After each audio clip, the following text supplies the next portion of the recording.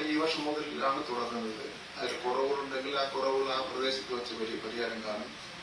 കുട്ടിക്ക് നമ്മൾ ഗവൺമെന്റ് പ്രഖ്യാപിച്ച മെനു പ്രകാരമുള്ള ഭക്ഷണം കൊടുത്താലേ മതിയാവും.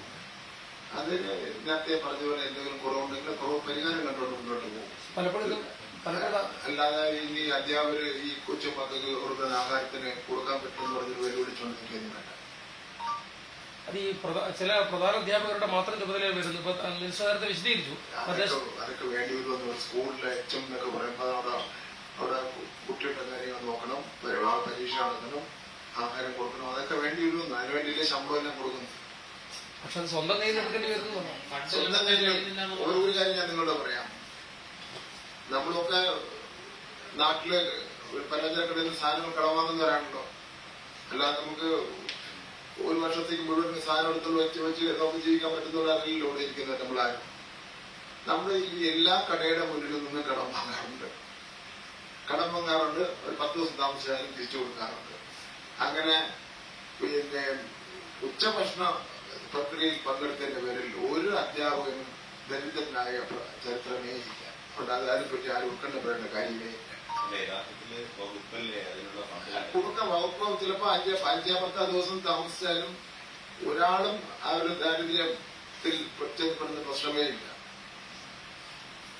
സാർ, ഒറ്റ കാര്യം കൂടി, ഈ നീറ്റിന്റെയും ജെഇയുടെ ഒക്കെ റിസൾട്ടുകൾ പുറത്തു വന്നിരിക്കുന്നു. ഈ കേരളത്തിലെ കുട്ടികൾ കമ്പാരിറ്റീവ്ലി UP ആയിട്ടോ മഹാരാഷ്ട്രയായിട്ടോ രാജസ്ഥാനൊക്കെ ആയിട്ട് താരതമ്യം ചെയ്യുമ്പോൾ കൗണ്ട് നമുക്ക് കുറവാണ് ഈ ക്വാളിഫൈ ചെയ്യുന്ന കുട്ടികളുടെ. ഇപ്പം 1ാം റാങ്ക് പോലും 100 താഴേക്കാണ് എത്തിയിരിക്കുന്നത്.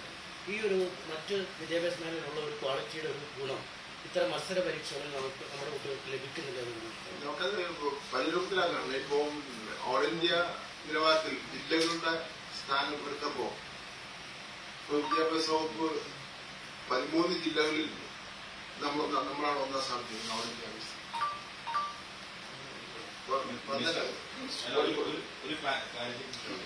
നേരത്തെ എന്ന് പറഞ്ഞു സ്കൗട്ട് ആൻഡ് ഗൈഡ് വേട്ടൻ സ്ഥാനത്ത് ഗവർണർ തുടരുന്നതിന് അതിന്റെ റൂൾസിലില്ല എന്ന് പറഞ്ഞു.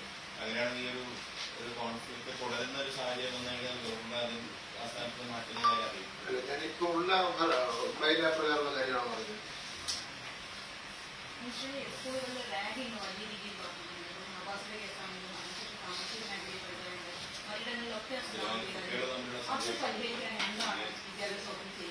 ഒരു കാര്യം കേരളത്തിലെ പൊതുവിദ്യാഭ്യാസ മേഖലയെ സംബന്ധിച്ച് അഭിമാനകരമായ ഒരു വാർത്തയാണ് കേന്ദ്ര സർക്കാരിൽ നിന്നുണ്ടായിട്ടുള്ളത്. നിങ്ങളെല്ലാം കൊടുക്കുന്ന പത്രങ്ങൾ. കേന്ദ്ര വിദ്യാഭ്യാസ മന്ത്രാലയം പുറത്തിറക്കിയ performance grading index for district റിപ്പോർട്ടിൽ കേരളം കൈവരിച്ച നേട്ടം നമ്മുടെ പൊതുവിദ്യാഭ്യാസ മേഖലയുടെ മികവിനുള്ള അംഗീകാരമാണ്. ഈ റിപ്പോർട്ട് പ്രകാരം രാജ്യത്തെ ഏറ്റവും മുൻനിരയിലുള്ള ജില്ലകളിൽ 14 എണ്ണവും കേരളത്തിൽ നിന്നുള്ളവയാണെന്ന് ചെറിയ കാര്യമാണ്. ഇത് നമ്മുടെ വിദ്യാഭ്യാസ രംഗം എത്രത്തോളം മുന്നിലാണെന്ന് വ്യക്തമാക്കുകയാണ്. പഠന നിലവാരം, അധ്യാപകരുടെ അർപ്പണബോധം, ക്ലാസ് മുറികളുടെ വൈവിധ്യം, മികച്ച അടിസ്ഥാന സൗകര്യങ്ങൾ, സ്കൂൾ സുരക്ഷ, ഡിജിറ്റൽ പഠനം എന്നീ 12 മേഖലയിലെ മികവാണ് പരിഗണിക്കപ്പെട്ടിട്ടുള്ളത്. കേന്ദ്ര വിദ്യാഭ്യാസ മന്ത്രാലയത്തിന് കീഴിലുള്ള department of school education and literacy 2024 വർഷത്തെ ഈ ജില്ലാതല ഇൻഡെക്സ് ആണ് തയ്യാറാക്കിയിട്ടുള്ളത്. ഒരു കാര്യം അത്. രണ്ടാമത്തെ ചോദിച്ചത്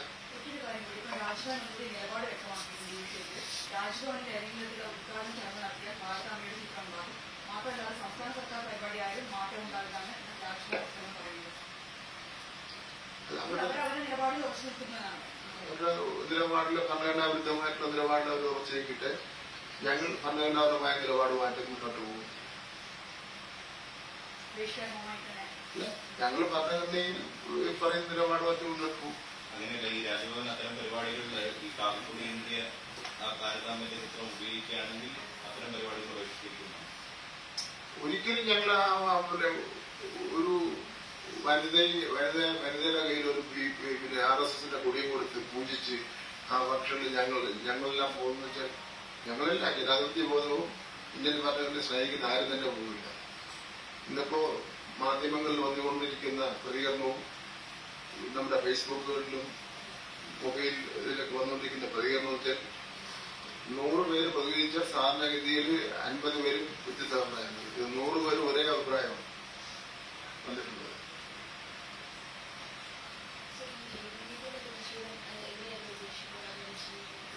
വഴുതിക്കാട് പിന്നെ വഴുതിക്കാടുള്ള ആള് കഴിഞ്ഞാലുകൊണ്ടാണ് വഴുതിക്കാട് ട്രിവാൻഡ്രം ക്ലബിൽ നിന്ന് ഒളിമ്പിക്സ് അസോസിയേഷന്റെ ഒരു മനോരമ നടത്തിയ ഒരു ഡിസ്കഷൻ ഉണ്ടായിരുന്നു. അത് പിന്നെ ഉദ്ഘാടനം ചെയ്ത ശേഷം തിരിച്ചിറങ്ങി വന്നപ്പോഴാണ് പതിവിയിരുന്ന് ഒരു 12ഓളം വരുന്ന ABP സിന്ദാബാദ് വിളിച്ചുകൊണ്ട് അവരെ കുടിയും കൊണ്ട് കൊണ്ടുവന്ന് ആക്രമിച്ചത്. ഞാൻ വണ്ടി മുന്നോട്ട് പോകേണ്ട വണ്ടി ഇട്ടേക്കാൻ പറഞ്ഞു. വണ്ടി എടുത്തുകൊണ്ട് സ്കൂളിൽ കൊണ്ട് പോകണ്ടെന്ന് പറഞ്ഞു. ഒരു 15 മിനിറ്റ് പോലീസുകാർ നടന്ന ശേഷം ശാന്തമായ ശേഷം ആ വണ്ടി കൊണ്ടുപോയി. തലേ ദിവസം എന്റെ വീട്ടിൽ പന്തം അറിയാൻ വേണ്ടി പന്തം മാറ്റി വന്നിരുന്നു. അതിന് പ്രശ്നമൊന്നുമില്ല. നമ്മളെ പ്രതിഷേധത്തെ ധാരാളം കണ്ടിട്ടുള്ളതാണ്.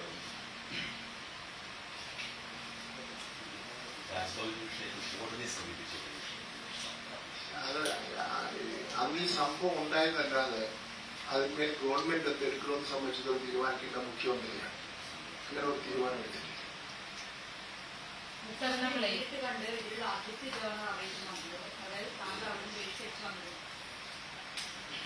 അത് അറിയിക്കാവുന്ന അവകാശമുണ്ട്. മുഖ്യമന്ത്രി മറുപടി പറയും ആ സമയത്ത്. എനിക്കിഷ്ടമില്ലാത്തതും നിയമപരമായി പാടില്ലാത്തതുമായിട്ടുള്ള സ്ഥലത്ത് ഞാൻ നിർബന്ധത്തോടെ ഇരിക്കണമെന്ന് ആർക്കും നിർബന്ധിക്കാൻ വേണ്ടി പറ്റില്ല. ഹൈസ്കൂളുകളിലെ ഇംഗ്ലീഷ് പഠിച്ച അധ്യാപകർ തന്നെ ഇംഗ്ലീഷ് അധ്യാപകരായിട്ട് വരണം എന്ന് പറഞ്ഞ ഹൈക്കോടതി ഉത്തരവിട്ട് HST ഇംഗ്ലീഷ് തസ്തികയിൽപ്പെട്ട ഉദ്യോഗാർത്ഥികൾക്ക് നിയമനം കിട്ടാത്ത ഒരു പ്രശ്നമുണ്ട്. അത് നമ്മൾ എന്തെങ്കിലും തീരുമാനം എടുത്തില്ല. അവരെ നിയമിക്കാൻ വേണ്ടി തീരുമാനിച്ചിട്ടുണ്ടല്ലോ. കോടതി പറഞ്ഞല്ലോ അവരെ നിയമിക്കണോ, അവരെ നിയമിക്കുക. നിങ്ങൾക്ക് ആ തീരുമാനം എടുത്തിട്ടുണ്ട്. പിന്നെ ഇവിടെ ഒരാളെ ചോദിച്ചാൽ എന്താ ഈ നിയമങ്ങൾ പഠിപ്പിക്കുന്നത്. നമ്മളിപ്പോ ഈ വർഷം പൂർണ്ണമായും വിജയത്തിലെത്തിയില്ലെങ്കിലും ഈ 2 ആഴ്ചക്കാലം റിറ്റി കോഴ്സ് എന്നുള്ള നിലയിൽ 10-20 വിഷയങ്ങൾ 8-10 വിഷയങ്ങൾ നമ്മൾ കുട്ടികളെ പഠിപ്പിച്ചു. 20 ദിവസം 1 മണിക്കൂർ. അതിന്റെ ഗുണം കുറച്ചുണ്ടായിട്ടുണ്ട്. ഞാനൊരു സ്കൂളിലൊരു ഫംഗ്ഷന് പോയപ്പോ കുട്ടികൾ ചോദിച്ചു, ഇന്നലെ നിങ്ങൾ പഠിച്ച വിഷയം കാണും. ഒരു കുട്ടി എനിക്ക് പറഞ്ഞ് ഞാൻ ഇന്നലെ പിന്നെ മോട്ടോർ നിയമങ്ങളെ സംബന്ധിച്ചിടത്തോളം ഞാൻ പഠിച്ചു. ഒരു കുട്ടി പറഞ്ഞതാണ്. അപ്പൊ അത് കുറച്ചും കൂടെ മെച്ചപ്പെടുന്നതിന് വേണ്ടി അടുത്ത ഒരു 6 മാസക്കാലം കഴിഞ്ഞാൽ വീണ്ടും ഒന്നുകൂടെ അത് കുട്ടികളെ പഠിപ്പിക്കുന്നതിന് വേണ്ടി പോവുകയാണ്. കാരണം പിന്നെ അങ്ങനെ പറഞ്ഞ കുട്ടികൾക്ക് ഭരണഘടന എന്താണെന്ന് മനസ്സിലാകും. അതുപോലെ തന്നെ ഈ കുട്ടികളെ ശല്യം ചെയ്യുന്ന ഞാൻ അതിന്റെ ഒറിജിനൽ വാക്ക് ഉപയോഗിക്കുന്നില്ല. കാരണം നാട്ടിൽ അത് മോശമാണ്.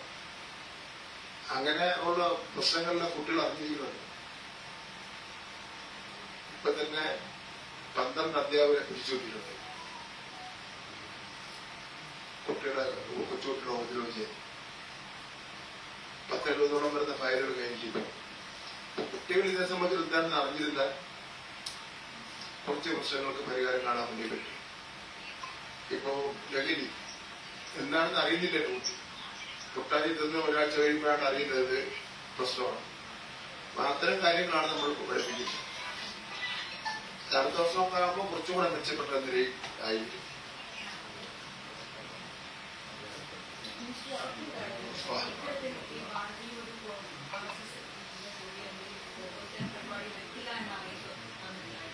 ഇല്ല, അവിടുന്ന് രാജ്യപാടിന് പ്രിന്റ് ചെയ്ത് ഇറക്കിയ പ്രോഗ്രാം നോട്ടീസിൽ ലൈറ്റിംഗ് ലാം എന്നുള്ള വാക്ക് മാത്രമേ പറയാൻ. ഇല്ല, 11 മണിക്ക് പ്രോഗ്രാം, 11:01 ദീപത്തിരിക്കൽ, 11:02 സ്വാഗതം, അങ്ങനെ ഉള്ള സ്ഥലങ്ങൾ മാത്രമേ പറയുന്നു. ഈ +1 വിഷയത്തിൽ നമ്മൾ നേരത്തെ പറഞ്ഞെങ്കിലും ഈ മറ്റേ തെക്കൻ ജില്ലകൾ പത്തനംതിട്ടയും കൊല്ലത്തൊക്കെ ഒരു ക്ലാസ്സിൽ 19-20 കുട്ടികളും ഇവിടെ 65 വരുന്നൊരു സാഹചര്യമുണ്ട്. അതിനൊരു പരിഹാരം ഉണ്ടോ? അതിനൊരു പരിഹാരം കാണുന്നു. ശരി തന്നെയാണ് പറഞ്ഞത് ശരി തന്നെയാണ്. അത് ഏതോ ഒരു കാലഘട്ടത്തിൽ ഞങ്ങളൊന്നും ഞാൻ ചെയ്ത കാര്യമല്ല. ഏതോ ഒരു കാലഘട്ടത്തിൽ ഈ +1 വന്നവരവുണ്ടല്ലോ, വന്നവരവർ ഓരോരുത്തർ അനുവദിച്ചതാണ്. അതിന്റെ ഒരു റീഅറേഞ്ച്മെന്റ് ചെയ്യണം. അത് അടുത്ത വർഷം ചെയ്യാൻ ആഗ്രഹിക്കുകയാണ്. ഏറ്റവും കൂടുതൽ സീറ്റ് ലഭിക്കാത്ത കുട്ടികളുടെ മലപ്പുറം ജില്ലയിൽ തന്നെയാണോ? അവരുടെ കണക്ക്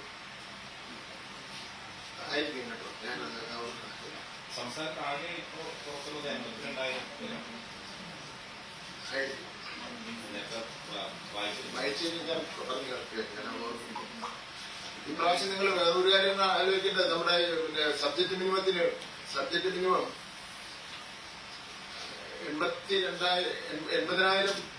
86,000 കുട്ടികളാണ് വിവിധ വിഷയങ്ങളിൽ തോറ്റത്.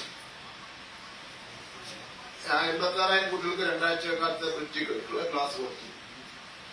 അതിലും കുറച്ച് പുറകോട്ട് പോയ കുറച്ച് കുട്ടികളുണ്ടായിരുന്നു. അവർക്ക് വീണ്ടും ക്ലാസ് കൊടുത്തു. അതിലൊക്കെ അധ്യാപകർ സഹകരിച്ചു. ഇപ്പം പിന്നെ പെൻകമ്മിറ്റി അധ്യാപകർ 55 വയസ്സ് 58 വയസ്സിലൊക്കെ ചെറുപ്പക്കാരാണ്. പെൻകമ്മിറ്റി അധ്യാപകർ വന്നിട്ട് അവർ ഏത് വിധത്തിൽ സഹകരിക്കാന്ന് പറഞ്ഞ രീതിയായി. അപ്പൊ അതൊക്കെ ഇവിടെയെല്ലാം കൂടെ നമുക്ക് ഒന്ന് കൂട്ടേണ്ടതായിട്ടുണ്ട്. ഈ സംസ്ഥാനത്ത് ആകെ 4,17,835 പേരാണ് അപേക്ഷിച്ചത്. മെറിറ്റിൽ പ്രവേശനം നേടിയത് 2,72,129. നിങ്ങൾക്ക് ഇതിന്റെ മാറ്റൊക്കെ തരും അയച്ചിട്ടുണ്ട്. സ്പോർട്സ് അതിന് അയച്ചിട്ടുണ്ട്. അതില് മലപ്പുറമിൽ ചോദിച്ചു. സംസ്ഥാനത്തെ ടോട്ടൽ പ്രവേശനം അതെല്ലാം ഇതിലുണ്ട് കേട്ടോ.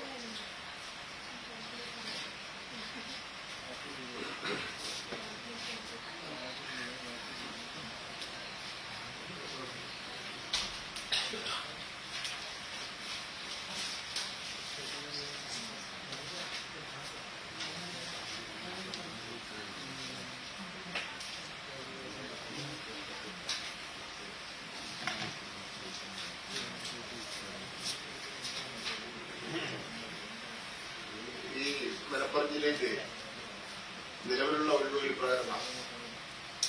Merit 6,901, sports quota 432, model residential school 12, community quota 806, management 2,833, അന്നേരം 9,752. ആകെ ഒഴിവുകൾ 20,736.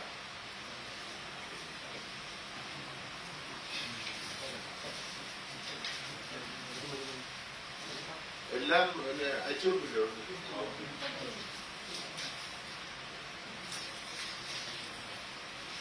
അൺഎയ്ഡഡ് സീറ്റുകൾ ഒഴിവാക്കിയാൽ തന്നെ 10,984 സീറ്റുകൾ വിളിച്ചാണ്. മലപ്പുറത്ത് പ്രവേശനം നേടാനുള്ള അപേക്ഷകളുടെ എണ്ണം 16,066 മാത്രമേ ഉള്ളൂ.